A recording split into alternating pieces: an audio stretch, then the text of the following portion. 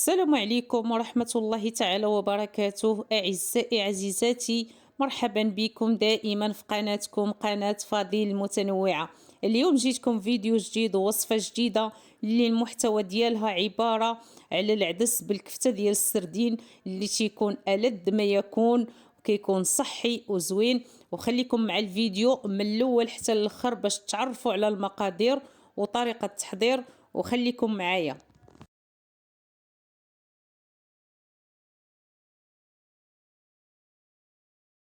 اول حاجه غادي نبدا بها، غادي ناخذ ربعه ديال العدس البلدي. ضروري نديروا العدس البلدي لانه هو فيه المذاق، واخا كياخذ الوقت شويه، ولكن الطريقه اللي كندير ليه كيوجد في 10 دقائق، كيكون موجود لينا. من الافضل ناخذوا العدس البلدي لان نتوما عارفين الفوائد ديال العدس، هو صحي ومهم للجسم، وعلى الاقل ناكلوه مره في الاسبوع. هذه في حاله ما تيبغيوش وليداتنا ولا عندنا حنا شي عذر اللي ما يمكنش لينا ناكلوه دائما، مره في الاسبوع لان فوائده للجسم رائعه. وصيغتو الوليدات ضروري نعطيوهم العدس ونولفوه ليهم من صغرهم. انا وليداتي ما ولفتوش ليهم، عندي معاهم مشكل، ما تيبغيوش ليا نهائيا. خصني حتى نقول لهم عافاكم، غندير لكم هادي وغنصيب لكم هادي، عاد كيبغيو ياكلوه ليا. يعني ما عندهمش معاه سبحان الله ثلاثة، ماشي عي واحد ولا كاملين، يعني ما كيبغيوش ليا. ولكن الحمد لله دابا صافي، يعني طمعتهم راه غندير لهم حاجه واحده اخرى اللي كتعجبهم، راه عاد غاديين ياكلوه ليا ان شاء الله باذن الله. المهم، من بعد ما غادي نقي هاد الرابعه ديال العدس، وخصنا نقيوها مزيان من واحد الحجر راه تيكون في اللون ديال العدس، ونردو بالنا معاه مزيان. من بعد ما نقيتها غادي نوضعها في الصلاديغ وغادي نغسلها مزيان حتى يعود الماء ديالها ابيض بهذا الشكل هذا. ملي كيعود الماء بحال هكا غادي ناخذ نص سيطرو ديال الماء بالنسبه للرابعه ديال العدس ونوضعو فوق منها، وغادي نخليه يوجد ونمشي نشر التسبيل، لان ملي فقت مع 6 خدمت لا ماشين وصبنت السجادات باش نوجدوهم ان شاء الله للصلاه باذن الرحمن، لان ان شاء الله غادي نبداو التراويح اليوم. من بعد ما نشرت التسبيل هاني رجعت معكم للكوزينه. ملي كدوز دابا راه داز ساعه ونص، لان درت شحال من حاجه، مسحت الغبره وشحال من حاجه درتها. ساعه ونص عاد رجعت للكوزينه. شفتوا كيفاش وجد ليا الشكل ديالو، كيشبع ما كيجي زوين لا في المنظر وكيطيب لينا بسرعه. خديت 4 ديال المطيشات متوسطين، يعني ما كبار ما صغار، وبسباسه اللي غادي نحكهم ان شاء الله في الحكاكه الغليظه. وغادي نسبق هذيك البسباسه هي الاولى نحكها. خديت 4 كاس ديال الزيت نباتيه اللي غادي نوضعها في هذه المقله هذه وتتسخن هذيك الزيت، وغادي نزيد عليها هذيك البسباسه من بعد ما نحكها في الحكاكه الغليظه. من بعد ما نزيدها فوق هذاك الزيت غادي نخليها تشحر. ضروري هذيك البسباسه نخليوها تشحر بوحدها حتى تسخن لينا في هذاك الزيت مزيان. عاد غادي نزيد ان شاء الله فوق منها هذيك مطيشه اللي تيا غادي نحكها في الحكاكه الغليظه، وعاد غادي نزيد التوابل من بعد ان شاء الله.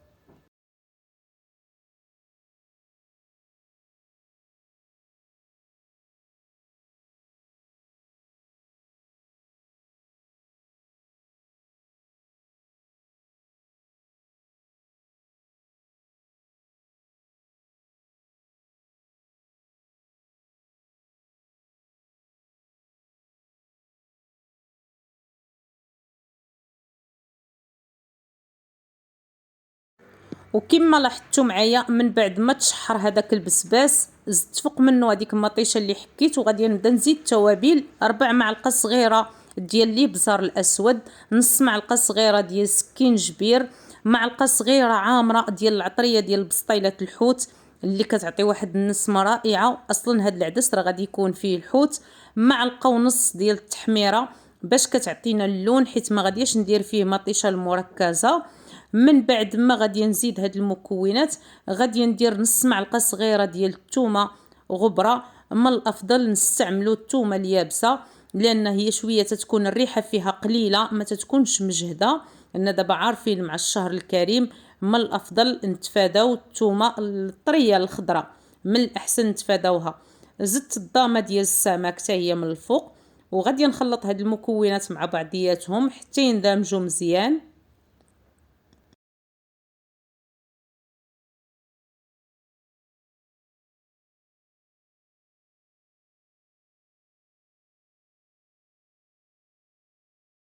ومن بعد غادي نزيد 4 كاس ديال الزيت بلديه، وكيف ما لاحظتوا معايا راني ما درتهاش في الاول لان هي ما خصهاش تشحر مع هذاك البسباس.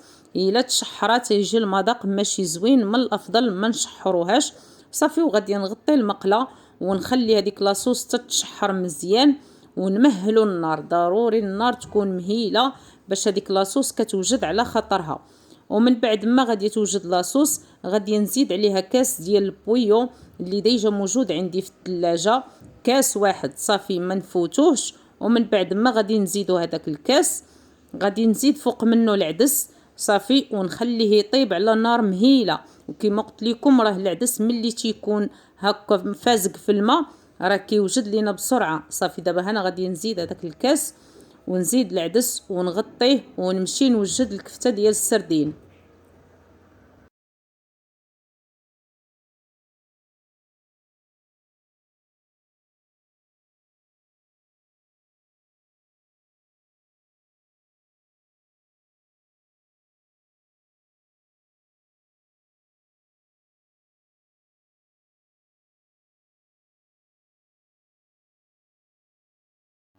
من بعد ما خليت العدس يطيب غادي ناخذ كيلو ديال السردين اللي نقيته وغسلته طبعا ووضعته في هاد الشبكه حتى يزول منه الماء مزيان. من بعد ما غادي يزول منه الماء غادي نوضعه في الصلادية وغادي نبدا نزيد عليه التوابل. وغادي نزيد 2 معالق كبار ديال القزبر اللي قطعته رقيق، غادي نزيد نص معلقه صغيره ديال الثومه الغبره، غادي نزيد 4 معالق صغيره ديال القرفه بلديه مطحونه. انك تعطي واحد المذاق يا سلام، مذاق ديالها رائع. انا تنحماق عليها في الكفته ديال السردين كيجي المذاق يا سلام. من بعد غادي نزيد معلقه صغيره ديال العطريه ديال بسطيلات الحوت ونص معلقه صغيره ديال القزبر يابس.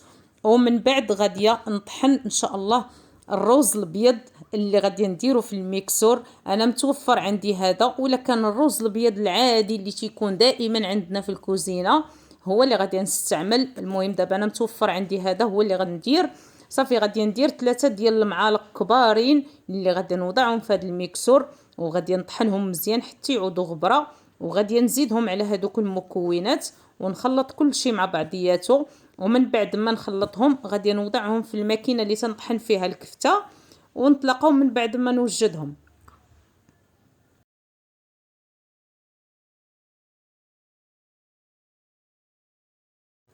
من بعد ما وجدت لينا الكفته ديال السمك، وكما لاحظتوا معايا انا ما تنكثرش العطريه بزاف في السمك لان الصراحه الله تنبغي نحتفظ بداك المذاق ديال السمك. الا كثرنا ليه العطريه راه كيمشي منه المذاق. صافي وها العدس ديالنا واجد لان يا سلام بعدا واحد الرائحه فايحه منه، ولاصوص كيفاش جات رائعه. وكنتمنىكم تجربوه لوليداتكم بنفس الطريقه.